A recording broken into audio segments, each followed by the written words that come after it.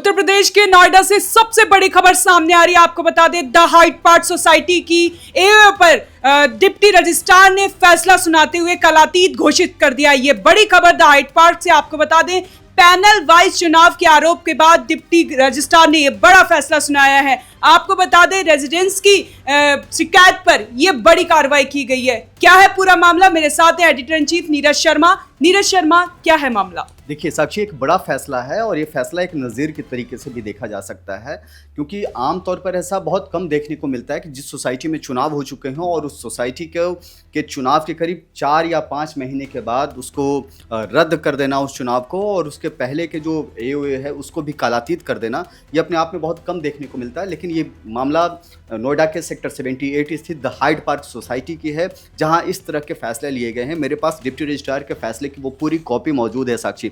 इस पूरे पेज में एक एक कच्चा चिट्ठा सब कुछ लिखा हुआ है। डिप्टी रजिस्ट्रार ने किन परिस्थितियों में क्या फैसला लिया, इसमें साफ साफ लिखा है कि अश्विनी त्रिपाठी ने इस मामले में शिकायत की थी और उस शिकायत के बाद तमाम चीज़ों को गौर करते हुए डिप्टी रजिस्ट्रार ने इस तरह के फैसले लिए हैं।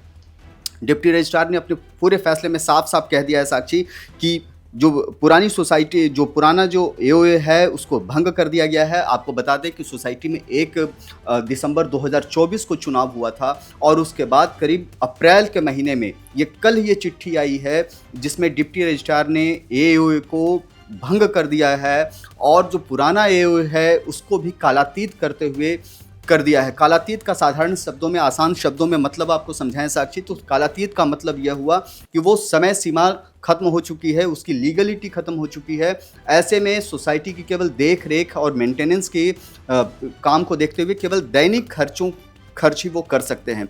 ये सबसे इंपॉर्टेंट पॉइंट है। कालातीत शब्द को आप समझिए साक्षी। इसके साथ साथ आपको बताएं कि डिप्टी रजिस्ट्रार ने सोसाइटी में एक बार फिर से नए सिरे से चुनाव कराने की घोषणा की, बिल्कुल फैसला लिया है और आदेश दिया है। अब आपको समझिए कि इस फैसले का मतलब ये हुआ कि जो पुरानी एओए, जो अब तक जो फंक्शन थी, उसको एक तरीके से पूरी तरीके से ख़त्म कर दिया गया है, खारिज कर दिया गया है।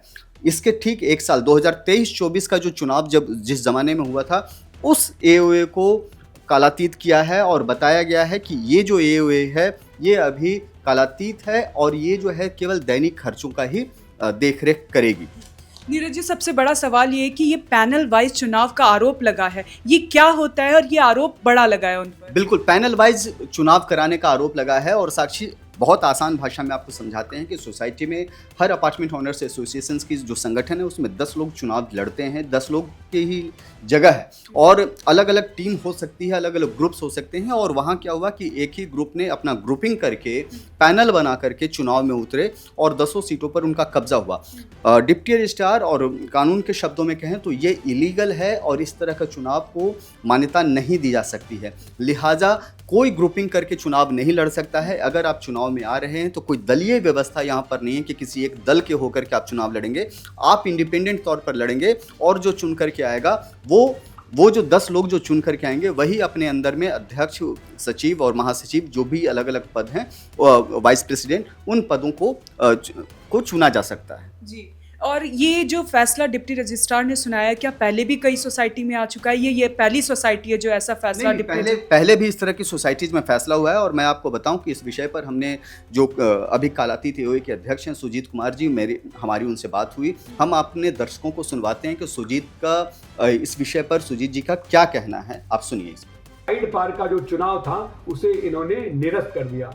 आपको याद होगा इसी तरह से 5-6 और फैसले आए हैं जिसका शिकार जेपी अमन हुआ था, हवेलिया हुआ था, गोल्डन पाम हुआ था। ऐसे कई और सोसाइटी हैं जिन पे इन्होंने उल जलूल फैसले देकर इनके एओए को निरस्त किया था और परिणाम ये निकला कि इनके सारे फैसले को कोर्ट ने निरस्त कर दिया था या इन सभी फैसलों पर स्टे लगा हुआ है। तो बिल्कुल यही काम बिना पारितोषिक लिए नहीं हो सकता है। तो यही काम हाइट पार्क के साथ हुआ, विशेष पारितोषिक के साथ। डीवाईआर, आपको पता है कि डीवाईआर की हालत, ऑफिस की हालत क्या है। यहाँ पर डीवाईआर ऑफिस में बगैर विशेष पारितोषिक के इस तरह के उलझुल फैसले निकलते ही नहीं है।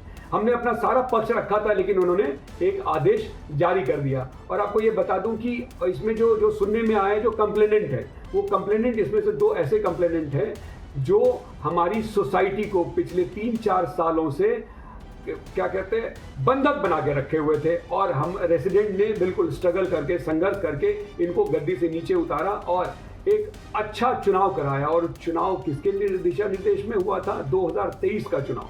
2023 का चुनाव जिलाधिकारी के दिशा निर्देश पे डीवाईआर मेरठ मंडल में उस वक्त होता था। मेरठ के डीवाईआर द्वारा नियुक्त जिला पदाधिकारी, जिला जन कल्याण पदाधिकारी उस समय थे, जो हमारे प्रिजाइडिंग अफसर थे, वो आकर हमारा चुनाव कराए।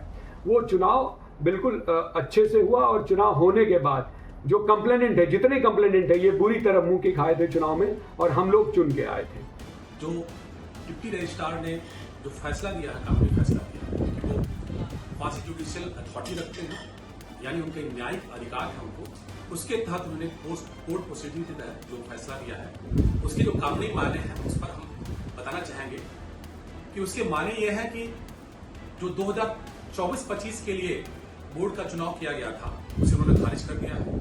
और इस दौरान जो भी फैसला इस बोर्ड ने लिया है वो नल एंड वॉइड हो गया, जैसे कैंप का बढ़ाने का और लोगों को तंग करने के लिए, अवैध कैंप वसूली के लिए उन्होंने जो तरीका अपनाया था कि बिजली और कैंप को एक साथ जोड़ दिया था, वो फैसला भी खारिज हो गया। उसके साथ कैंप वसूली के लिए इन्होंने एक तरीका और निकाला कि 100 रुपए का कैंपिंग करने का किया कि लोग बिजली 100 ही रुपए का चार्ज कर सकते हैं, वो भी खारिज हो गया। और अब दूसरा जो इसका कानूनी माने है कि 2023-24 के लिए जो बोर्ड चुनी गई थी उसे कालातीत कर दिया गया है, यानी जो उसके जो कानूनी अधिकार थे पूर्व के एओ के, वो सीमित हो गए हैं। अब कोई उसका अधिकार नहीं बचा है। सिर्फ नई बोर्ड के चुने जाने तक वो सिर्फ आवश्यक खर्च ही कर सकते हैं जब तक कि नया बोर्ड न चुने।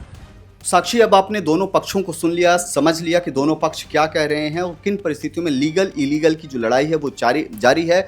एक तरफ जहां कानूनी रूप इस चीज़ का आगे लड़ाई और भी लड़ी जा सकती है, वो देखने वाली बात होगी। लेकिन एक बात तो तय हो गया है कि सोसाइटी में पिछले 10 दिन पहले ही डिस्ट्रिक्ट मजिस्ट्रेट का भी एक ऑर्डर आया था कि हर सोसाइटी में हर साल चुनाव होने चाहिए। तो कहीं ना कहीं डिप्टी रजिस्ट्रार पर भी सवाल उठता है कि 4-4, 5-5 महीने के बाद अगर आप कोई फैसला लेंगे और इस तरह की परिस्थितियों में, तो वो चुनाव अधिकारी जो था जिसने चुनाव करवाया उस पर क्या कार्रवाई होती है, किस तरीके से उसने पैनल वाइज चुनाव को मंजूरी दी और क्यों किसी रेजिडेंट्स को शिकायत करने की ज़रूरत पड़ रही है। ये तमाम सारे ऐसे सवाल हैं जिसके जवाब आने अभी बाकी हैं। फिलहाल नज़र अपार्टमेंट ओनर एसोसिएशन के जो चुनाव होने हैं द हाइड पार्क में, वहाँ हमारी लगी हुई है और आगे हम अपने दर्शकों को इसका पल पल का अपडेट देते रहेंगे।